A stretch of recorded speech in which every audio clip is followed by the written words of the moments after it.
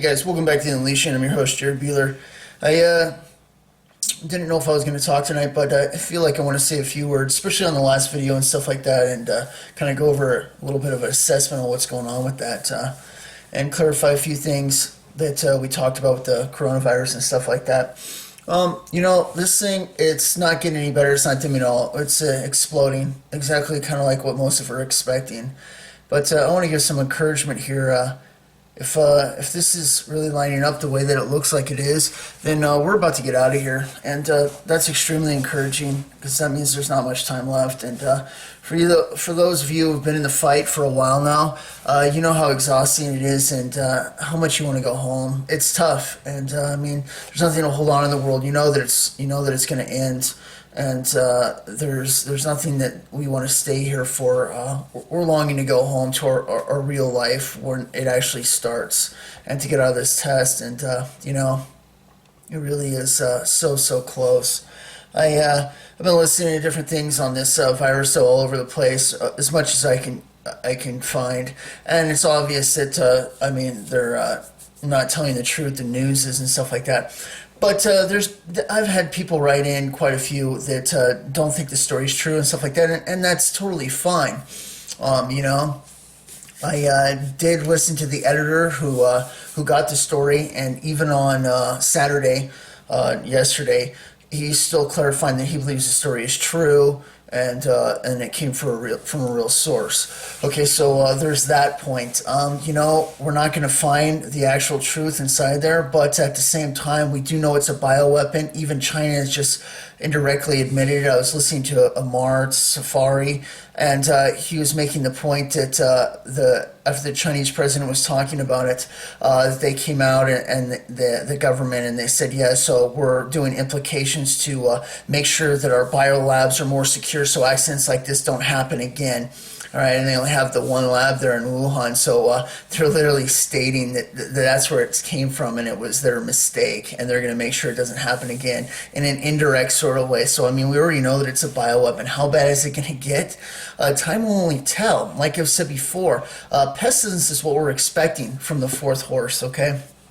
And the other two, possibly three, have been romping around the whole time with economy collapse and World War III. We've been hearing nothing about this, nonstop, not about this for like the past 6 years. And everybody keeps saying it's going to go at some time. The economy is going to collapse here in one of these falls. They're going to do pestilence, perpetrated pestilence, either in 2020 or 21. I'm thinking this year because it lines up with things. And of course World War III, that's just been on the brink of breaking out the whole time. And I heard today from like Dabu 7 or whatever, and he was talking that they just did a mock nuke strike on Russia for testing in Nebraska today, and it's just like, I mean, they're just pushing the envelope in everything that they're doing. But we know that it's getting closer, and for those that are looking for the return of the Lord, this is exciting because this awful, exhausting struggle is almost over. I just kind of wanted to talk about a few things and clarify a few things. And I made a little graph here. I'm going to show you guys real fast. And, it kind of breaks down the numbers and what we're looking at and what it's going to be like in the tribulation compared to what's happening now if this story was 100% true. And I just want to play that real fast, so check this out. Okay, here we have the 7-year tribulation from start to finish, all right? We're going to look at numbers and percentages and stuff here.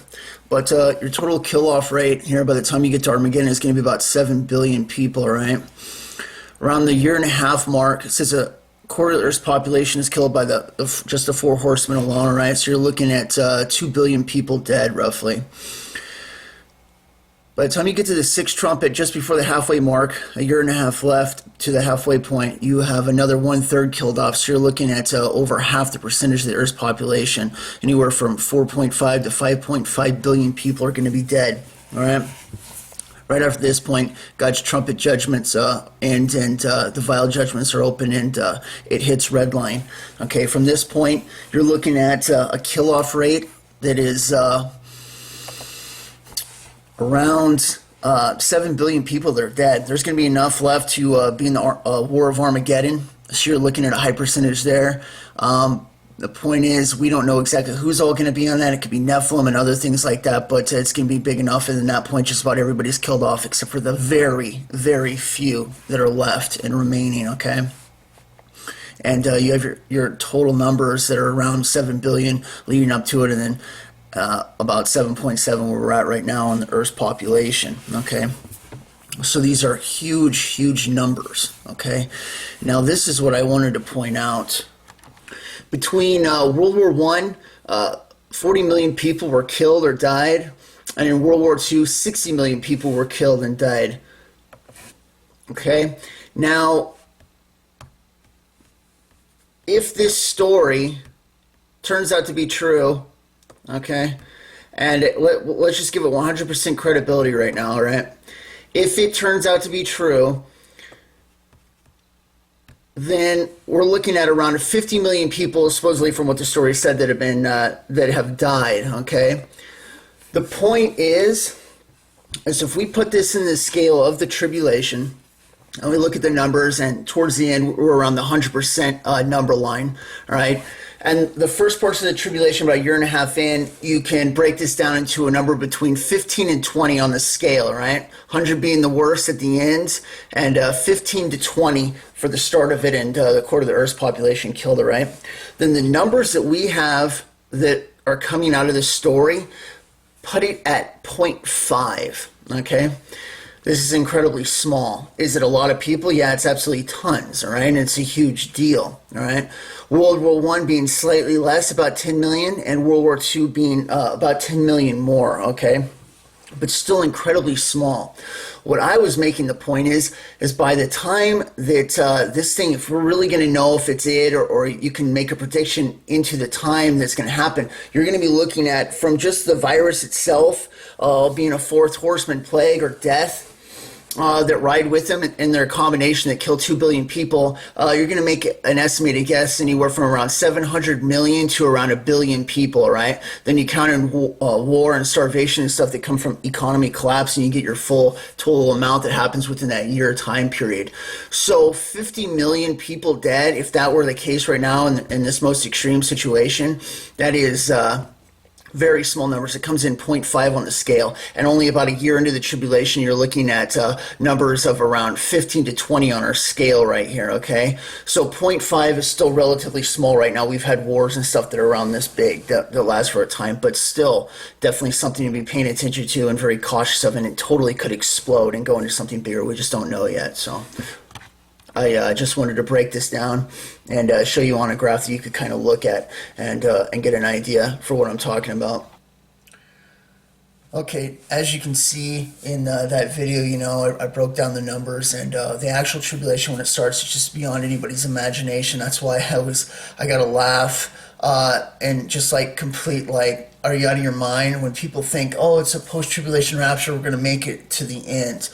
Nobody's making it to the end unless you're with the Jews, or you're somehow kept alive with the Antichrist army that's going to be destroyed in Armageddon. I mean, the numbers are so absolutely small, and everything that you could prepare for, whether it's preparing for war, yeah, you got the gear, okay, maybe you do. Then a pestilence comes around and you get wiped out by some sort of flu virus, okay? So maybe you got stuff for that, but you're not a fighter, you can't handle that. I mean, every single scenario, okay, so you got this stuff, but the economy hits and you're totally wiped and you run out of food. And these are just the starting phases. Okay, somehow you were planned to make it through that. Boom, here comes an asteroid, hits the ocean, takes out 1/3. You're on a coastal area and you're totally tsunamied. Okay, I mean, it's just one thing after another, and there is no escaping it. The whole point is it's the end of the line. You get right with God or you don't.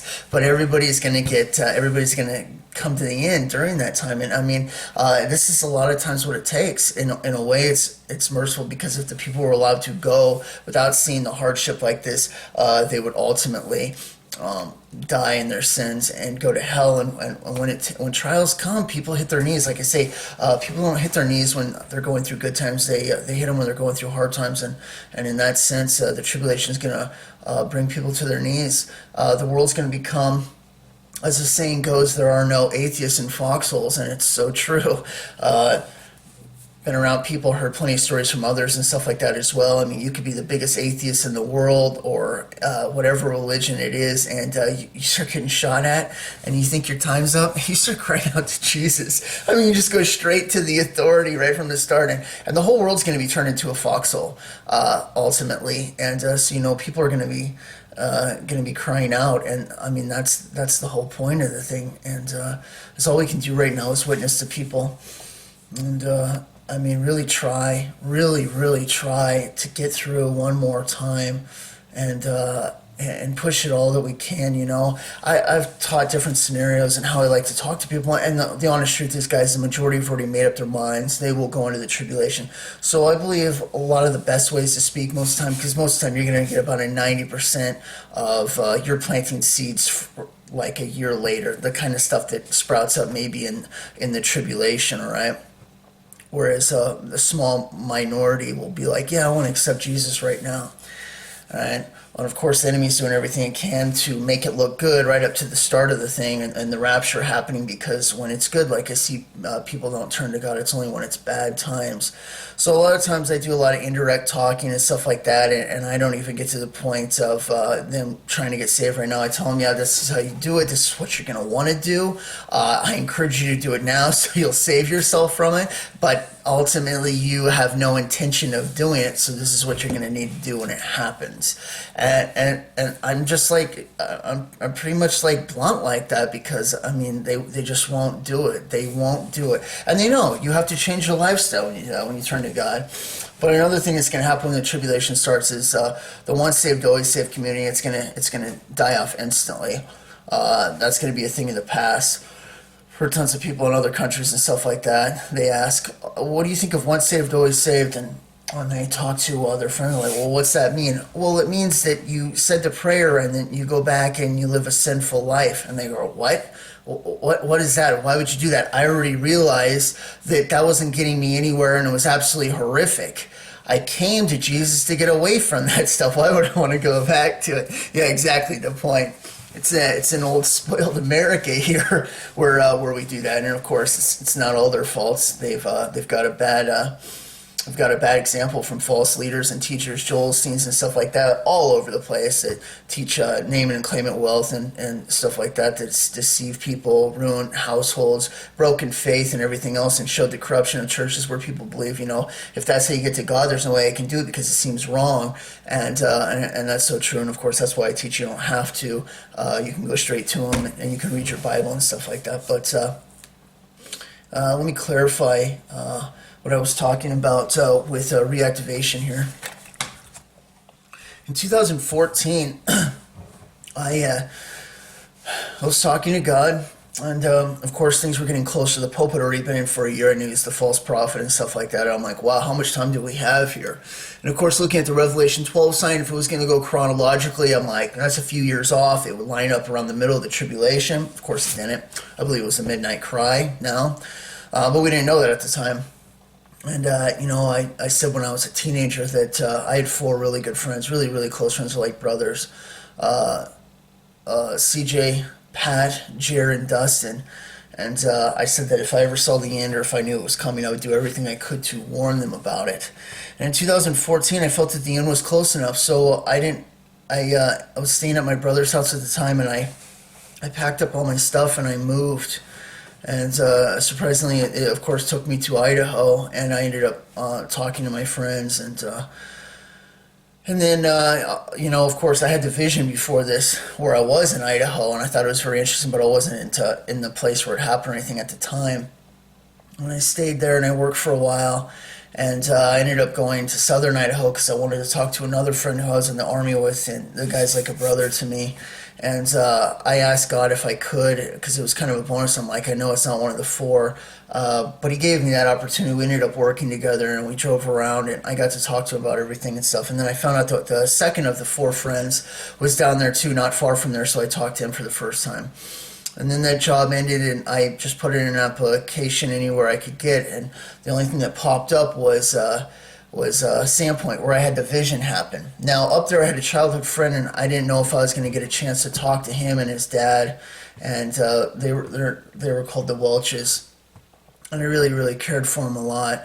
And I thought about it, and this job wasn't going to pay very much. It was like 11.50 or something like that. And then I had another job that was going to start paying me at like 24 an hour where I was at. And I thought about it, and I thought about it. I'm like, this might be the only chance I'll ever have to get to talk to him. So I didn't take the 24 an hour. I went for the 11 one, and I moved up to Sandpoint. And I did get my chance, and I talked to that family and everything, and it's hard when you do that because, people are only going to take it one way, and usually they take it that it's too extreme, or they don't want to have anything to do with it. And because you speak and talk about Jesus, they can't really be around it even if they do care about you. So ultimately, you're going to get shunned or left behind, and of course, or they're going to leave you like behind in a way by not talking to you and stuff. And it's very painful because you're not guaranteed when you talk to anybody that they're going to get saved anyways. You don't even have a 50-50 chance. You have no idea. You're just going to go plant a seed, and most of the time it makes people go away. So it's very hard because you're doing it because nobody else will do it, one. And you're doing it because you care about them more than anybody else. Otherwise, you wouldn't be doing it, and nobody else has done it either. So, but they don't. But they'll never know that, not until later. So it's very hard, and then you don't get the guarantee that it's even going to pan out. You tell them about Jesus, and you don't know it. You only find out later, and so it's very hard. But anyways, it draws a line, and whether you lose them later or at that moment, no matter what, you're losing them in one way for a time being, and you only pray and hope that they come around later. So after this, I did a couple there was a couple jobs, and that didn't pan out at all. And around that time, people were telling me I need to start making videos like I'm doing. And I talked to Dustin, who was the last four. And the reason I saved him for last, I had already talked to Jeremy passing through Missoula, where I'm at right now.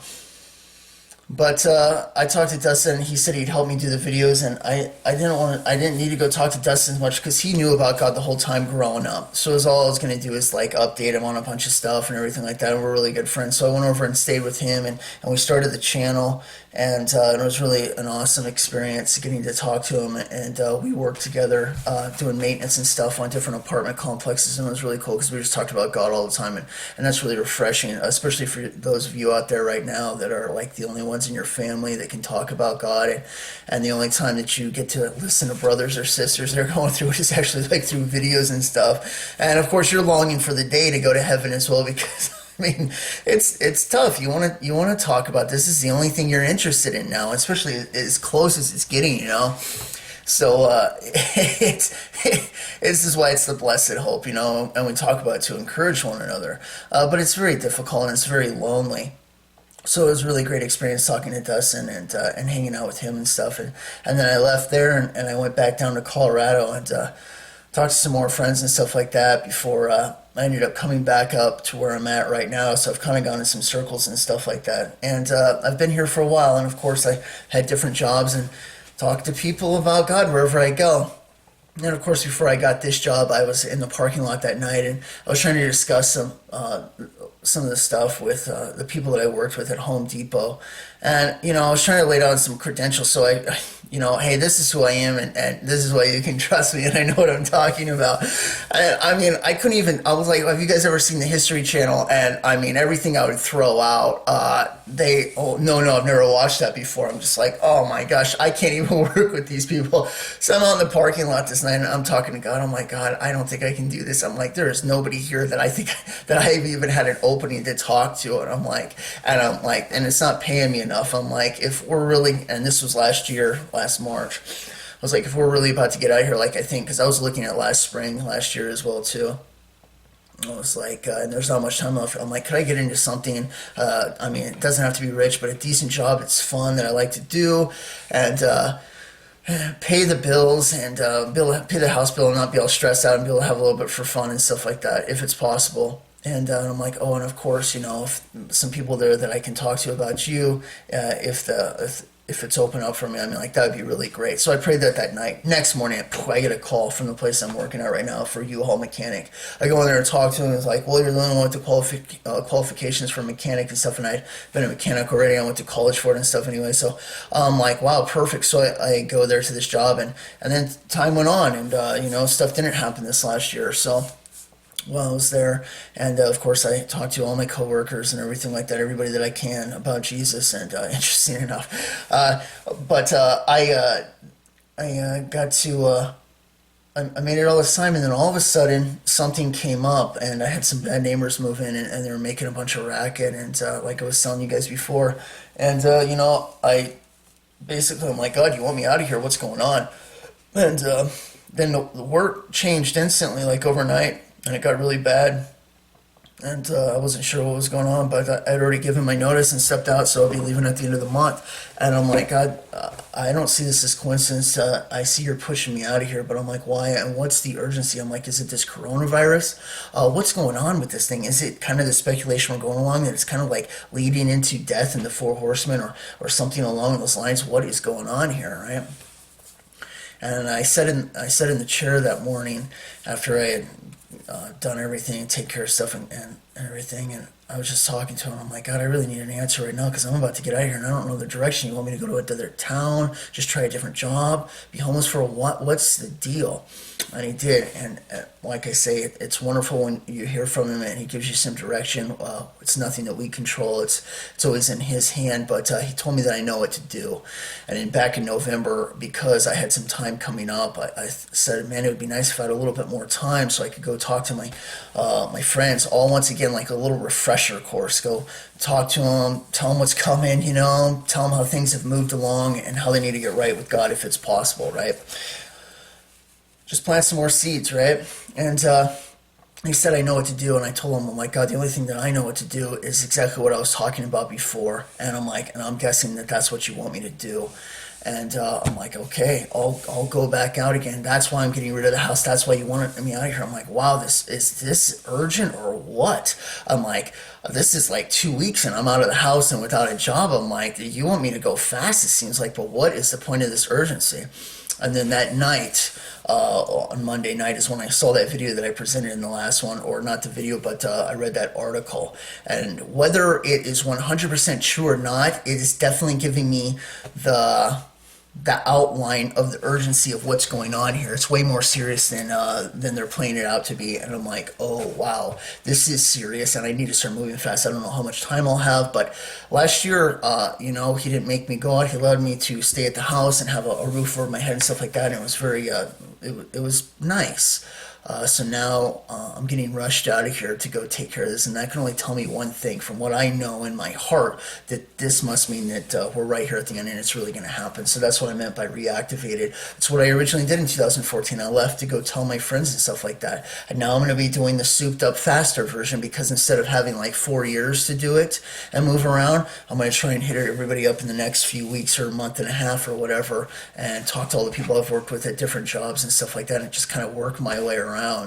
And so that's what I'm doing, and that's what I was talking about. I'm going to go out and witness to them as much as I can. And of course, in the process of just going to go talk to people, I've talked to thousands of people now. It's unbelievable. Not only on YouTube, around the world and stuff like that, but all the other people at jobs and other people around that I've got a chance to talk to. So God really opened the door for that, and it's really amazing. So that's what I meant by that, and that's what I'm doing it. And I do feel that it's an absolute urgency, and I wanted to clarify that. I don't think it's a joking matter or not. That article, whether it's 100% true or not, I definitely, the way that I'm looking at it right now is I'm still taking it as an outline. They have not given us the truth at all. We know it's a bioweapon. All right, 5 million people missing, hazmat suits up the wazoo, biggest quarantine in the history of the world, almost 1 billion people right now. It's spreading to other countries faster than they can control it, and it's totally out of control. It's the worst thing they've seen, pandemic that they've seen. They think it's going to surpass Spanish flu, and I think it probably already has. Secretly, it's just off the charts, okay? So is it serious? Yes, it's very serious. Did it happen exactly like that story said? Well, there's a chance that it could have, or maybe it didn't.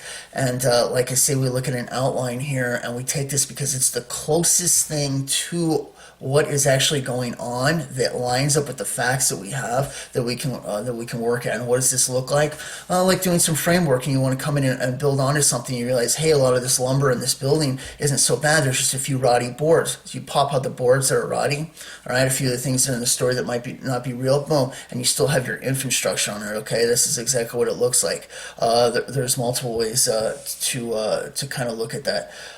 You know, whether it's 100% or not. The point is it's very serious. It goes along with exactly what's happening. The doctor mysteriously, that dying, and the whole fact that they pointed out or that was pointed out in the story that he didn't die. That's an unnecessary detail, and it's very interesting because later we find out that he's a Christian, and that would only line up why they didn't know that he wasn't getting contagious or getting killed from it, and him being a Christian and being under divine protection from the Lord. So I mean, there's definitely points in it that say, hey, this story is totally true, or it might be not. The point that people made out that it's a fictional or something like that, that can be so easily.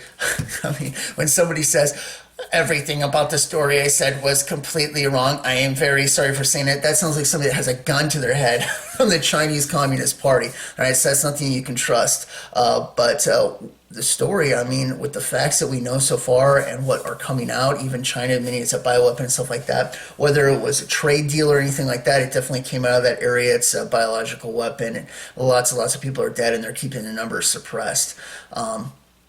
Not only that, but in some places changing it from it to the flu, so the numbers don't look as bad. So there's a ton of manipulation and stuff going on.